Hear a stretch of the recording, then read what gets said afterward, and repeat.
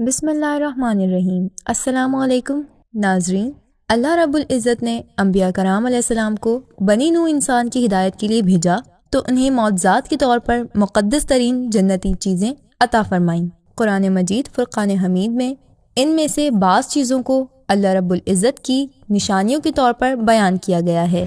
آج کی ویڈیو میں ہم آپ کو انبیاء کرام علیہ السلام کی 14 مقدس ترین جنتی چیزوں کے بارے میں بتائیں گے، لیکن ویڈیو کی طرف جانے سے پہلے آپ سب سے گزارش ہے کہ ہمارے چینل info@zahra کو سبسکرائب کر کے بیل آئیکن کو پریس کر دیں تاکہ ہماری ہر آنے والی ویڈیو آپ تک بر وقت پہنچتی رہے۔ نمبر 1، قدم مبارک حضرت آدم علیہ السلام۔ ناظرین، حضرت آدم علیہ السلام کو سری لنکا کے سری پیڈا نامی پہاڑ کی چوٹی پر اتارا گیا۔ اس وقت حضرت آدم علیہ السلام کے پاؤں اس پہاڑ پر اور سر آسمان میں تھا۔ پھر حضرت آدم علیہ السلام کا قد مبارک کم کر کے 60 گز اور چوڑائی 7 گز کر دی گئی۔ جس پتھر پر آپ علیہ السلام نے پہلا قدم رکھا وہ نرم ہو گیا اور اس پر پاؤں کے نشان نصب ہو گئے۔ کہا جاتا ہے کہ یہ وہ مقدس پتھر ہے جس پر حضرت آدم علیہ السلام کے قدم مبارک کا نشان نقش ہے۔ اس پتھر پر موجود پاؤں کے نشان کی لمبائی تقریباً 5 فٹ 7 انچ بتائی گئی ہے۔ نمبر 2، حجر اسود۔ ناظرین، حضرت آدم علیہ السلام کی زمین پر جلوہ افروز ہونے کے بعد حجر اسود جنت سے اتارا گیا۔ اس وقت حجر اسود کی روشنی کئی میل تک جاتی تھی۔ احادیث نبوی میں مذکور ہے کہ حجر اسود کو جنت سے اتارا گیا ہے اور یہ دودھ کی طرح سفید تھا، پر بنی آدم کی خطاؤں نے اس کو سیاہ کر دیا۔ حجر اسود جنت کے یاقوتوں میں سے ایک یاقوت ہے۔ اس کو حضرت آدم علیہ السلام کے ساتھ جنت سے اتارا گیا۔ اسے لانے والے حضرت جبرائیل علیہ السلام تھے۔ حضرت آدم علیہ السلام نے حجر اسود کو پہچانا تو انہیں اس سے محبت ہو گئی۔ نمبر 3، تخت سلیمانی۔ ناظرین، اللہ رب العزت نے جب حضرت سلیمان علیہ السلام کو ساری دنیا کی بادشاہت عطا فرمائی تو آپ علیہ السلام نے جنات کو ایک تخت بنانے کا حکم دیا جس کی لمبائی 3 کوس تھی۔ یہ تخت ہاتھی کے دانتوں سے بنایا گیا تھا جو لال فروزہ اور زمرد جیسے پتھروں سے بنا تھا۔ اس تخت کے چاروں طرف سونے کی اینٹیں لگی ہوئی تھیں۔ اس تخت کے دائیں اور بائیں جانب 1000 کرسیاں لگائی گئیں جس پر حضرت سلیمان علیہ السلام کے وزراء اور درباری بیٹھتے تھے۔ جب حضرت سلیمان علیہ السلام اس تخت پر جلوہ افروز ہوتے تو تمام پرندے ہوا میں معلق ہو کر تخت پر سایہ کر دیتے۔ یہ تخت ہزاروں میلوں کا فاصلہ چند لمحوں میں طے کر لیتا تھا۔ نمبر 4، حضرت سلیمان علیہ السلام کی انگوٹھی۔ ناظرین، حضرت سلیمان علیہ السلام کی انگوٹھی کو جنت سے اتارا گیا اور اسے سب سے پہلے حضرت داؤد علیہ السلام کے سپرد کیا گیا تھا۔ پھر حضرت داؤد علیہ السلام کی وفات کے بعد یہ انگوٹھی ان کے بیٹے حضرت سلیمان علیہ السلام کی ملکیت میں آ گئی۔ احادیث مبارک کی روح سے حضرت سلیمان علیہ السلام کی انگوٹھی کے نگینے میں کلمہ طیبہ نقش تھا اور اس کا رنگ آسمانی تھا۔ اس انگوٹھی کی تاثیر یہ تھی کہ انسان، حیوان، چرند پرند، جن اور پریاں سب اس کے پاس کھینچے چلے آتے تھے۔ حضرت سلیمان علیہ السلام سرکار دو عالم صلی اللہ علیہ وآلہ وسلم کی نام کی انگوٹھی پہن کر امور سلطنت بڑے اچھے طریقے سے چلاتے تھے، اور جب یہ انگوٹھی ان کے پاس نہ ہوتی تو ان کے دل کو سکون و اطمینان نہ ہوتا۔ حضرت سلیمان علیہ السلام کی وفات کے بعد یہ انگوٹھی غائب ہو گئی۔ نمبر 5، مقام ابراہیم۔ حضرت ابراہیم علیہ السلام نے اللہ تعالیٰ کے حکم سے خانہ کعبہ کی تعمیر کی تو تعمیر کے وقت جب خانہ کعبہ کی دیواریں ہاتھ کی اونچائی سے اوپر ہو گئیں تو حضرت ابراہیم علیہ السلام ایک پتھر پر کھڑے ہو کر چنائی کا کام کرنے لگے۔ حضرت ابراہیم علیہ السلام کے قدم مبارک کی برکت اور تعظیم کے طور پر یہ پتھر موم کی طرح نرم ہو گیا اور اس میں حضرت ابراہیم علیہ السلام کے پاؤں مبارک کے نشانات نقش ہو گئے۔ اسے مقام ابراہیم اور حجر اسماعیل بھی کہا جاتا ہے جو مسجد الحرم کے صحن میں خانہ کعبہ کے قریب موجود ہے۔ نمبر 6، تابوت سکینہ۔ حضرت سیدنا آدم علیہ السلام کے اس دنیا میں تشریف لانے کے بعد اللہ رب العزت نے انہیں شمشاد نامی درخت کی مضبوط لکڑی اور سونے سے بنا ہوا ایک صندوق عطا فرمایا جسے تابوت سکینہ کا نام دیا گیا۔ یہ صندوق 3 گز لمبا اور 2 گز چوڑا تھا اور اسے جنت سے اتارا گیا تھا۔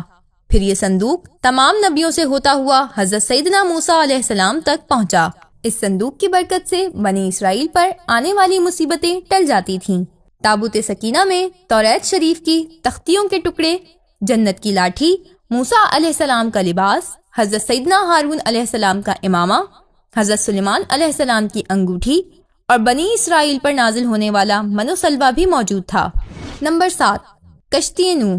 ناظرین، جب قوم نوح کی سرکشی اپنے عروج پر پہنچی تو اللہ رب العزت نے حضرت نوح علیہ السلام کو قوم پر آنے والے طوفان کی خبر دی اور آپ علیہ السلام کو ایک کشتی تیار کرنے کا حکم دیا۔ کشتی بنانے کے لیے لکڑی کی ضرورت تھی، چنانچہ حضرت نوح علیہ السلام نے ساگوان نامی کچھ درخت لگائے جن کی لکڑی بہت مضبوط تھی۔ یہ درخت 100 سال میں تیار ہوئے۔ پھر حضرت نوح علیہ السلام اگلے 100 سال تک کشتی بنانے میں مصروف رہے۔ حضرت نوح علیہ السلام کی کشتی 300 گز لمبی، 50 گز چوڑی اور 300 گز اونچی تھی۔ دنیا کی اس پہلی کشتی میں 3 منزلیں بنائی گئیں۔ سب سے نچلی منزل درندوں پرندوں اور حشرات الارض کے لیے مخصوص تھی۔ درمیانی منزل میں چوپائے اور دیگر جانور موجود تھے، جبکہ سب سے اوپر والی منزل میں حضرت نوح علیہ السلام اور ان کے اصحاب سوار تھے۔ نمبر 8، ہیکل سلیمانی۔ ناظرین، ہیکل سلیمانی دراصل ایک مسجد یا عبادت گاہ تھی جو حضرت سلیمان علیہ السلام نے اللہ کے حکم سے جنات سے تعمیر کروائی تھی تاکہ اس کے اندر عبادت کریں۔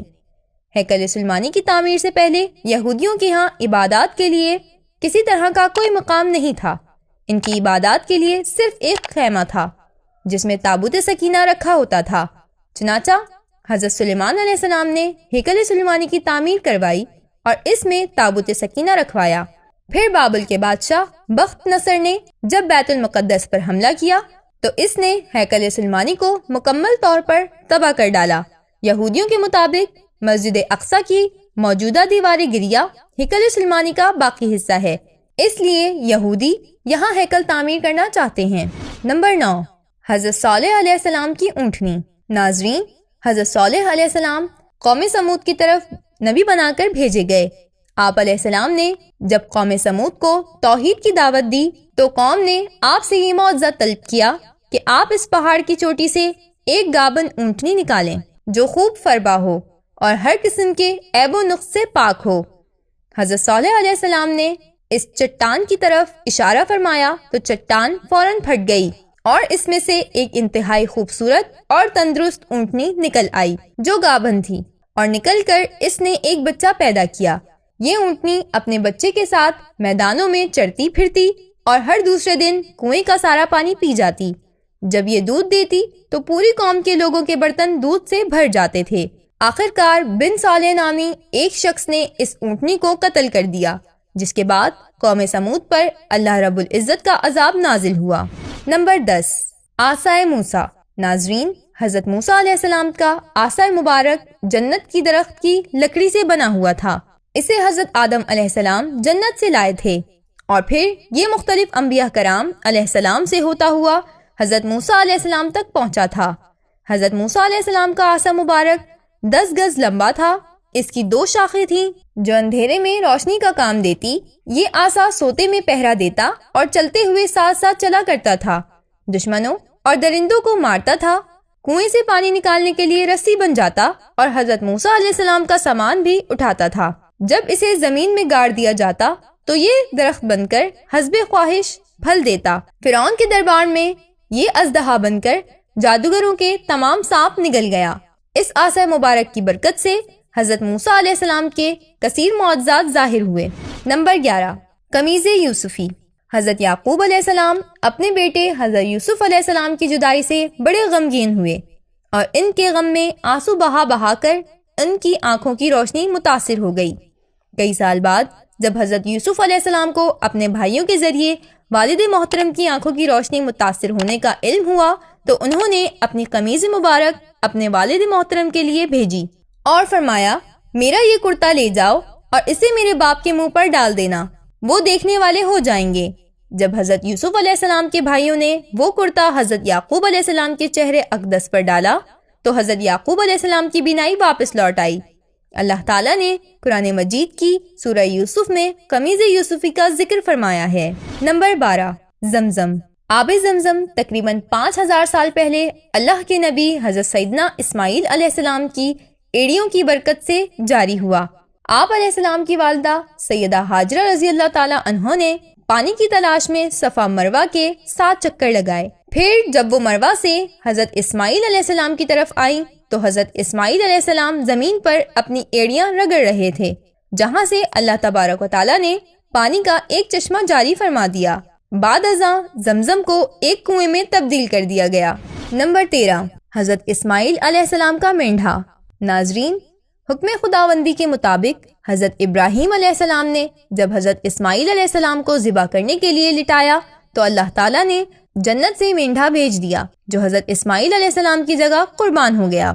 یہ وہی مینڈھا تھا جو حضرت آدم علیہ السلام کے بیٹے حابیل نے اللہ کے نام پر نذر کیا تھا، اور یہ مقبول ہو کر حضرت اسماعیل علیہ السلام کے اس واقعے تک جنت میں موجود تھا۔ جنت کا آب و دانہ کھا کر یہ بہت فربا ہو گیا تھا۔ حضرت ابراہیم علیہ السلام کے ہاتھ سے ذبح ہونے کے بعد اس کے سینگ ایک زمانے تک بیت اللہ میں لٹکے ہوئے تھے۔ حجاج بن یوسف کے زمانے میں جب کعبۃ اللہ میں آگ لگنے کا واقعہ پیش آیا تو یہ سینگ بھی اس آگ میں جل کر ختم ہو گئے۔ نمبر 14، حضرت یونس علیہ السلام کی مچھلی۔ ناظرین، حضرت یونس علیہ السلام جب کشتی میں سوار ہو کر جا رہے تھے تو لوگوں نے غلط فہمی کی بنیاد پر آپ علیہ السلام کو دریا میں ڈال دیا۔ اتنے میں ایک بڑی مچھلی نمودار ہوئی اور آپ کو نگل گئی۔ حضرت یونس علیہ السلام کو کئی اندھیروں کا سامنا تھا، رات کا اندھیرا، دریا کا اندھیرا اور مچھلی کے پیٹ کا اندھیرا۔